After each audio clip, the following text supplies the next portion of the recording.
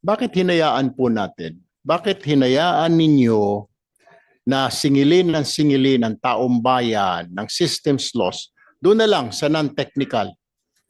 Yung technical, naintindihan ko po, law of physics po yun. Parang yelo, natutunaw.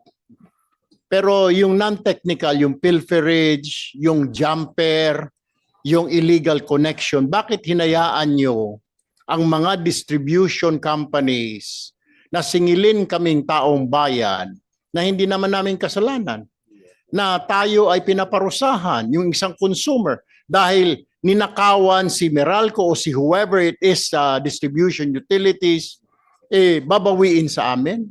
Why did you not act on it? Why did you not do anything about it? For several years, ngayon lang po na-discover na meron palang ganito, na sinisingil kami ng systems loss ng non-technical dahil may pilferage, dahil may illegal metering, may nagja-jumper. Hinayaan lang po natin. What did we do something about it? Kung hindi pa nabanggit ngayon, kung hindi pa nabanggit sa SONA, kung hindi pa nagkaroon ng hearing itong Committee on Energy last week, hindi natin matatalisod ito. Bakit po nahinayaan natin? Parang we renege on our duties, di po ba? Dapat ho, trabaho nyo po ito na, teka muna, bakit nyo sisingilin distribution utility sa mga tao sa kapalpakan ninyo? Nag-illegal metering, nag-jumper, sisingilin nyo itong consumer na ito, paparusahan nyo itong consumer. Why is that? Why did we just let it go for several years? Can you explain that, Attorney Juan?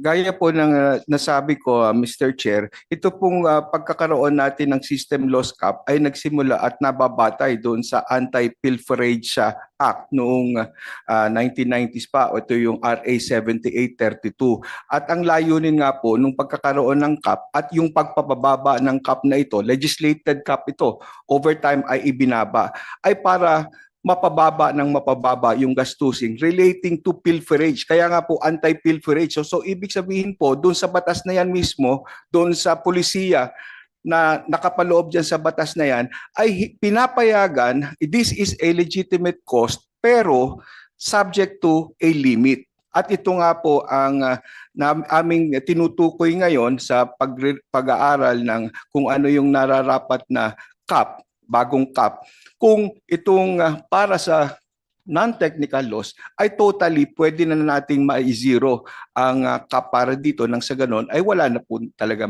magiging recovery. Thank you. Ito po yung hinahanap natin ng komite na ito. Siguro unahin na po natin itong non-technical, itong mga pilferage, illegal metering, tampering. Huwag na hong isingil sa mga kababayan natin, pati yung VAT na ito. Ano po? Pero meron din pong non-technical ang systems loss. Ito po yung mga pilferage, ito po yung mga jumper, ito po yung mga illegal connection, na i-charge din po sa taong bayan. And I believe this is not the problem anymore ng mga consumer. Dapat sagot na po yun ng distributor kasi ninakaw po sa kanya kinuha po sa kanya, wala pong iniwan yan. And I will cite you an example, siguro Mr. Chairman, sa mga tindahan na lang po. Yung nangyayari po na ngayon, nagja-jumper, may mga pilferage, di po ba? Para sa tindahan din po, may shoplifting. Kailangan ba i-charge na tindahan doon sa customer niya na susunod? Oy, na-shopliftan kami. Or internal theft, empleyado mismo yung nagnakaw, babayaran ng customer. So ito ho yung dapat pag-aralan din natin ninyo sa ERC kasi po pwede. I was reviewing this for the past 2 nights. Nakita ko po pwede systems loss po doon po sa non-technical. Kasi po talagang hindi naman po law of physics yun hindi po nag-evaporate, di po ba? Will you agree with me na dapat hindi na po i-charge ito sa atin itong non-technical systems loss? Your thoughts? Opo, we agree to that na itong non-technical system loss, ito may bahagi dito na kontrolado ng ating mga distribution utilities.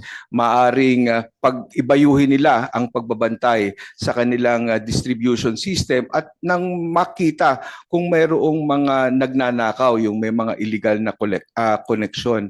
Pero po, ito nga din ang pinakaunang naging batayan doon sa RA 7832. Kaya ito nga pong system loss caps ay naunang nailagay dyan sa batas na yan dahil ang layunin talaga ng batas ay mas mapababa yung level ng non-technical system loss dahil ito nga pong batas na ito yung anti-pilferage. At nagkaroon lang ng pagbabago ito sa EPIRA nung sinabi na ang ERC na ang magdesisyon ng pagtatakda ng system loss cap pero nilagay doon yung mga batayan, yung mga konsiderasyon na aming dapat na sundin. Ito yung mga technical consideration. So parang lumalabas nga din po doon sa EPIRA na maaring tingnan itong non-technical system loss at magkaroon ng regulasyon para ito ay ma-minimize na ang pangungulekta sa mga consumers po. Thank you, Mr. Chair. Go ahead.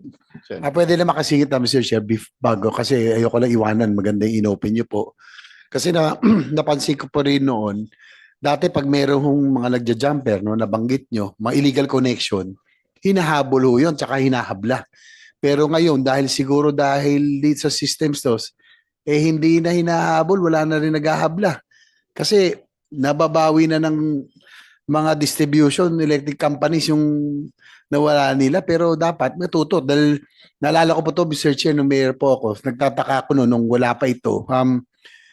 Nagtataka kami bakit yung isang utility namin ang taas ng electric bill.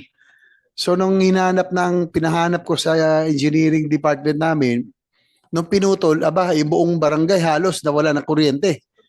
Pero hinahanap nun, inaalam natin. Kasi hindi dapat pasanin ng mga ibang consumer, halimbawa in this case, yung mga taxpayer ng San Juan, yung bagay na hindi sila ang gumamit. So yun ang tama ho yun.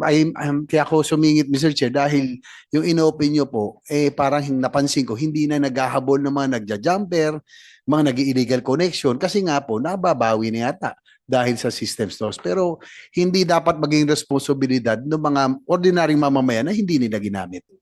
National Grid Corporation of the Philippines, you have 3 minutes. Good morning, Mr. Chair. May I call on our Assistant Corporate Secretary, Attorney Concepcion, to do the opening statement, a short one lang po. Please. Good